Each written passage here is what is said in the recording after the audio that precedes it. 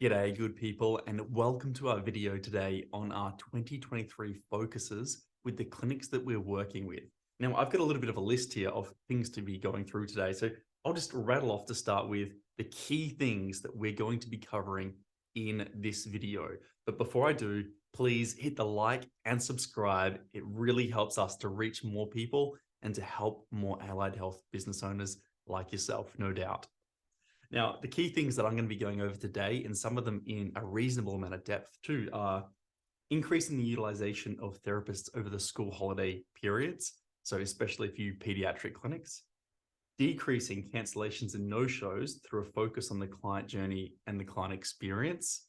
And if you followed Clinic Mastery for any period of time now, you'll know that we are huge on our client journey and our client experience. And we believe that this is one of the keys to sustainable long-term growth and creating the business of your dreams and creating essentially the business of everyone's dreams, because that's where they want to go to. Next up on the list is decreasing the reliance of the business on the director or the directors.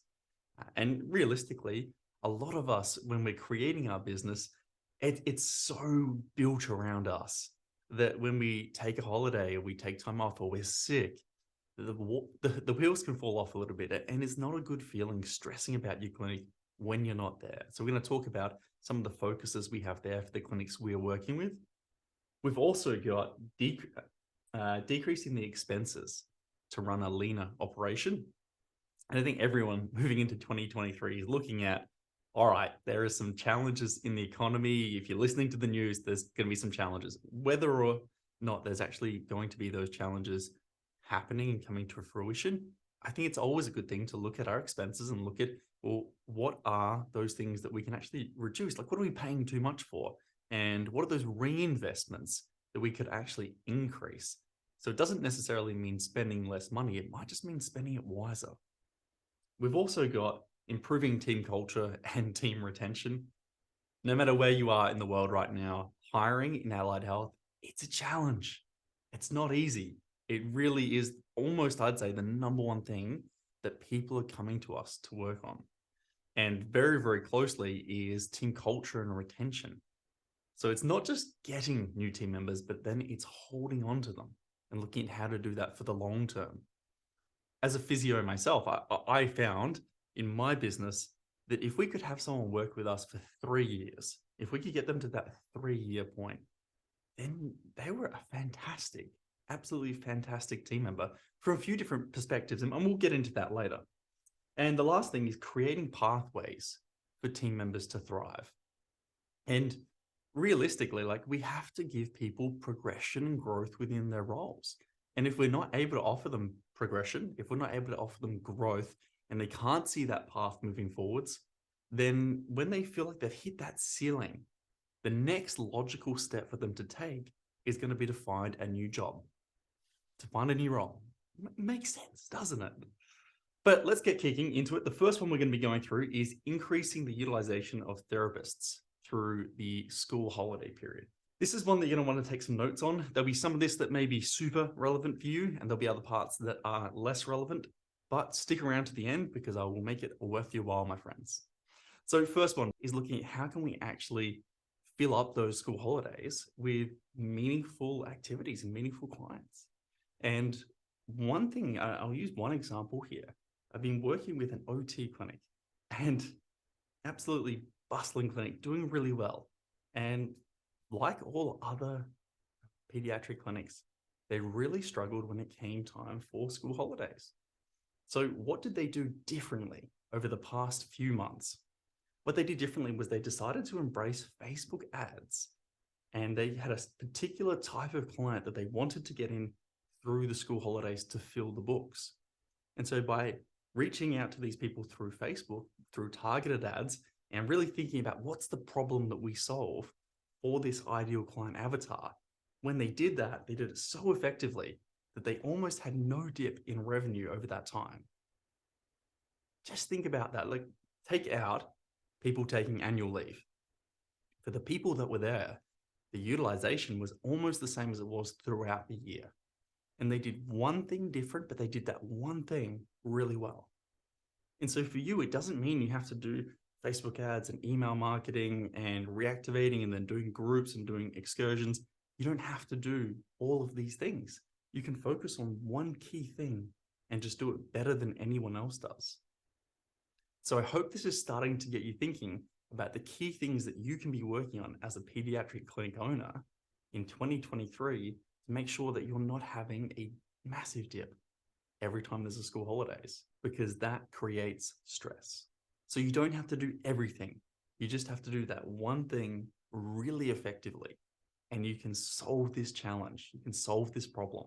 The next key thing that we're working on with clients is a focus on decreasing cancellations and no-shows through focusing on the client journey and the client experience.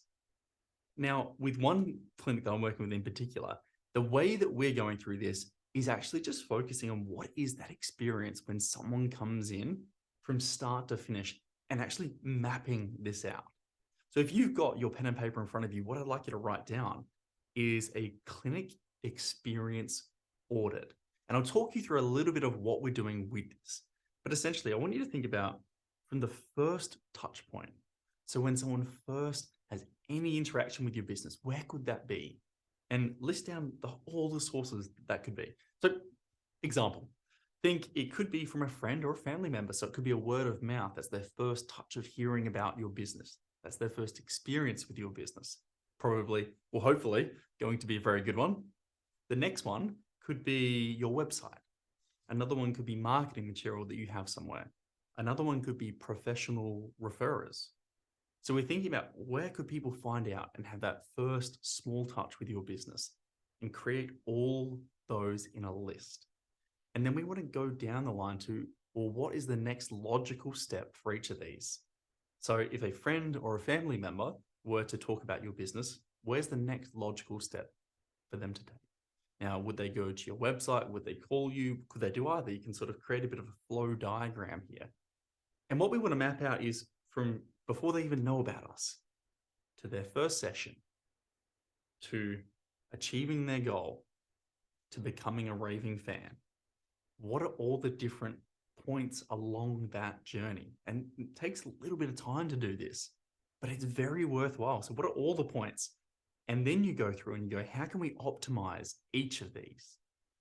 If we're looking at when someone has just heard about us from a friend or a family member, and then they're going to go to the website, how can we optimize that? Could there be a page of a referred by friend or family member, and it literally allows them to enter in the name of the friend or family member that referred them, because you're going to say thank you personally to that person? There's so many different ways you can look at this, but how can you improve that experience? Could it be that the website, if they go to the website, has so much on it that they don't know where to look, they don't know where to go? How can we simplify that? Because simplifying something can drastically improve that experience. And that's all front end. What about when they come in?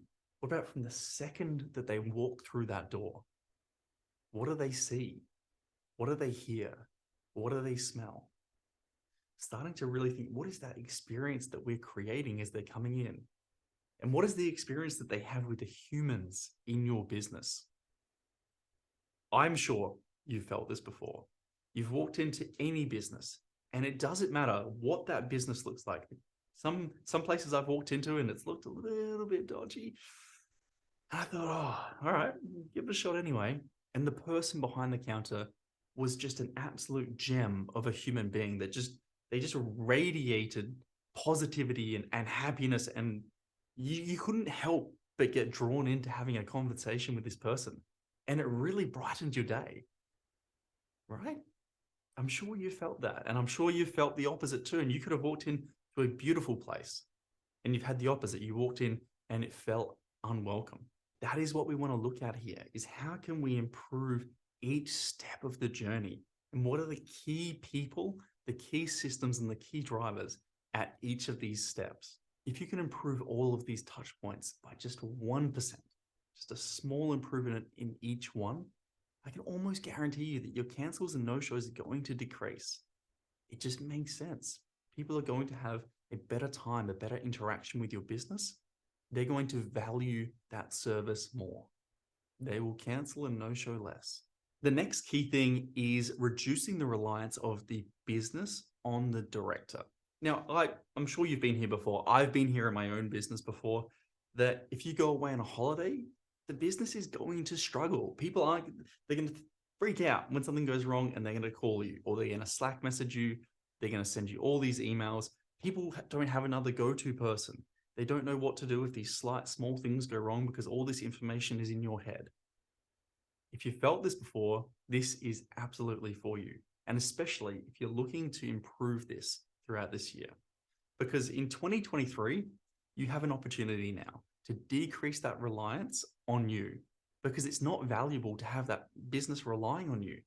And maybe if you're anything like me, early in my business career, I liked my business being reliant on me because it made me feel good. It made me feel like, I'm the go-to person to answer all these questions. And I liked that. I liked being able to help people. But what I found out over time, especially as the business grew, is that it was unsustainable for me to keep being the go-to person. Because what happened is I would lose energy and I would lose focus and I wouldn't be able to give my best to everyone because I'm trying to be everything for everyone all the time. And that's just not something that you can consistently do day in, day out. Well, I couldn't anyway. Maybe you can. So what I would encourage you to do, again, grab the pen out, let's do this, write this one down, is audit your role as a director. And write down what are all the things that you do and go into detail, literally throughout the day. As you do something, write it down for 1 week, 2 week, and look at this list, order it under different functional areas of the business. So you might go, this is under finance, this is under systems, this is under team and culture, this is under hiring. This one could be under just miscellaneous, right? Could be a few things pop up, professional development, but map all those out and look at it and go with a pen or highlighter and highlight everything that doesn't have to be you or shouldn't be you. So let's say you grab I'm colorblind, but let's say you grab a yellow one, everything that shouldn't be you in yellow. Everything that doesn't have to be you could be a green. And actually look at it and go, all right, well then who within the business could be doing these things? And it doesn't have to be that you need someone there that can do them right now, but you're just identifying the things that shouldn't be you and the things that don't have to be you. So that over the next 3, 6, 9, 12 months, you can create a plan to teach other people within the business, to give them pathways and responsibilities to grow into these roles where they're able to take some of these things off of you. And when you're able to free up that space, mentally, the clarity you get from this allows you to focus on helping your team, to growing your business. And honestly, I think this will be one of the most valuable things that you do this year. The next key thing that we're working on with our clinics is helping them to decrease expenses. It's always a good time at the end of the calendar year, end of the financial year, to look back and go, where are we spending our money? And realistically, in a healthcare business, 40 to 50% of all of the money that comes into the business, unless you're a sole trader, is going out to your team. It's going to be done on wages, to your therapy team, to your admin team. It makes sense. We expect that. But within that other 50%, where are we spending our money and where could we be spending it more effectively? Because it's not just about decreasing expenses, because there's only so far expenses can decrease. Let's say you spend $2,000 a week on expenses, or let's say $3,000, bit of inflation recently, $3,000 a week on expenses. That includes rent, bills, etc. Reasonably small clinic. Let's say you could cut that down 1,000. So you cut 1,000 off that. You can increase profitability throughout the year by 52,000, which is really good. Don't get me wrong. But when you compare that to what if we could increase revenue to increase profit? If we were to bring another, I'll use a physio as an example, someone who could bill $200,000 per year, pretty reasonable, about 45 clients per week on average, $200,000 per year. Let's say we pay them half of that, $100,000. We've actually increased the revenue by $100,000. So it's always important to remember when we're looking at expenses that expenses can only go down so far, whereas revenue can go up much higher essentially and create profitability through that within the business. So making sure that we don't get stuck on just decreasing expenses, especially when those things may be investments that are supporting the growth of the team and supporting team to love working there. Let's say you have this cool piece of technology. We used to love the valve technology. So the force frame, it's called now, and NordBoard. We had an anti-gravity treadmill as well. And so looking at those pieces of technology, we could have sold them and got rid of them because they're expenses. But if we look at it through the lens of being an investment, well, then we can actually understand that they add so much more value than they cost. So that's just the key nuance as you're going through and looking at your expenses that I get you to understand is this a true expense that we don't need and we can cut? Or is this an investment that pays us way more in the long run in terms of team happiness, culture, the value or the experience that we can offer our clients, which leads us into team culture and team retention. Now, 2023, if we look back at what the biggest challenge has been in 2022, recruitment, retention, absolutely number one. And so when we're looking ahead right now, the key thing for me when I'm working with clinics is we need to make sure before we even think about recruiting and bringing more people on, that everyone on our team wants to stay on our team because we've created an amazing atmosphere, an amazing place of work. Because if we nail that, it means that we have to hire less because we're not losing people. And you can look at your clinic and go, on average, each year, how many therapy team members do I lose?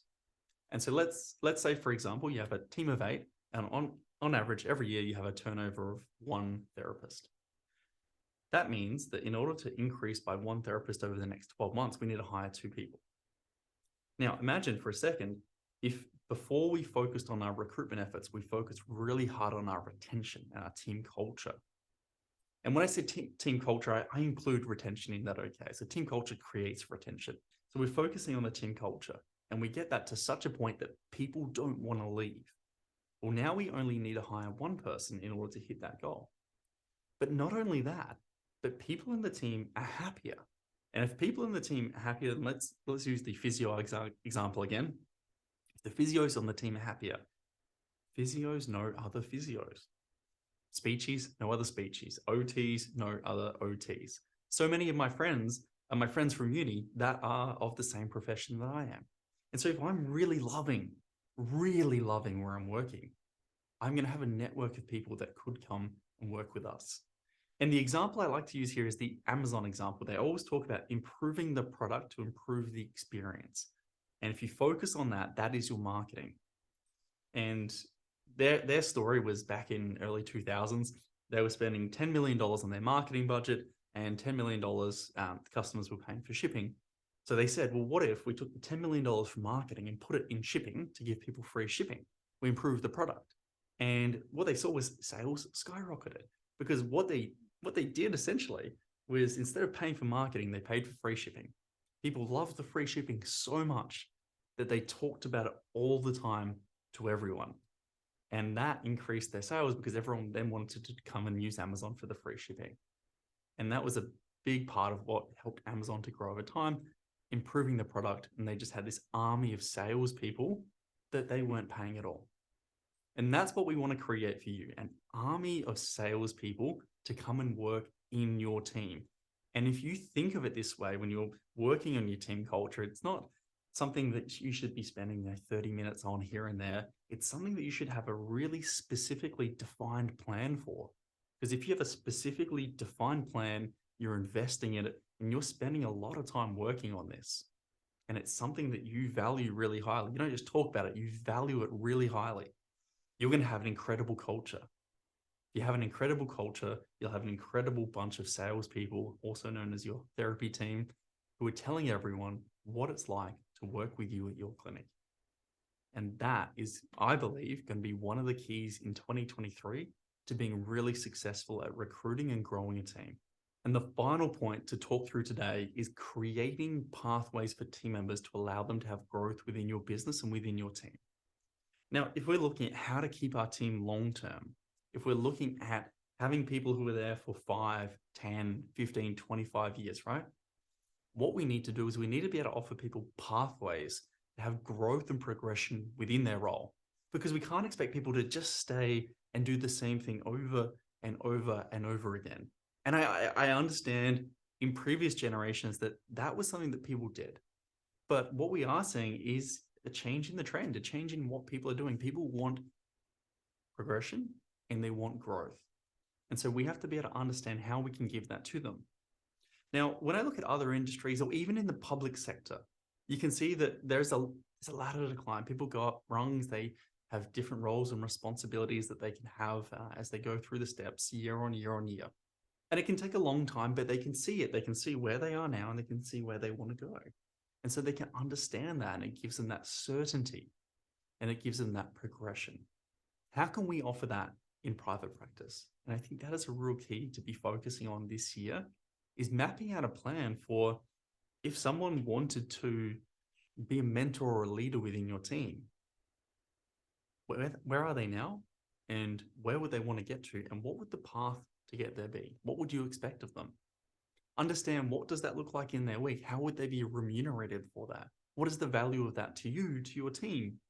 Right? And that's just one such example. We have had two people, I'm very proud to say, two people buy in to become business owners within our clinics because that was something that they wanted to achieve eventually. And realistically, if you have amazing people within your team and their goal is to one day own a clinic and be a business owner, they're either going to do it with or without you. So for us, we looked at these people and like, they're jets. They're awesome. They're exactly the right type of people that we want on the bus. And we would prefer that we did that together because we think they're bloody awesome. We think that they are an amazing asset to our team. And having them in that role to be able to buy in and become a part owner within that business is only going to strengthen their resolve to continue to do what they're doing, to continue to grow the business, to continue to support and develop our team and help our clients. And time again, it's worked out extremely well for us. And if we hadn't have offered that, then realistically, I would not have blamed them for going and doing their own thing. And we would have lost an absolute asset. So I think sometimes clinic owners can be a little scared of this one. But is that a possibility? How could that work? There's two examples of pathways that you could offer within your clinic. And there are a myriad of different ways that you can do this that's going to be extremely unique to you. Now, I hope that this video has given you some ideas for things that you can be working on in 2023, including in your plan of focusing on them within your clinic. If you did love this video, hit the like, hit the subscribe. It really helps us, like I said, to be reaching more people. And I'd love to know in the comments below, what is one of your key focuses for 2023?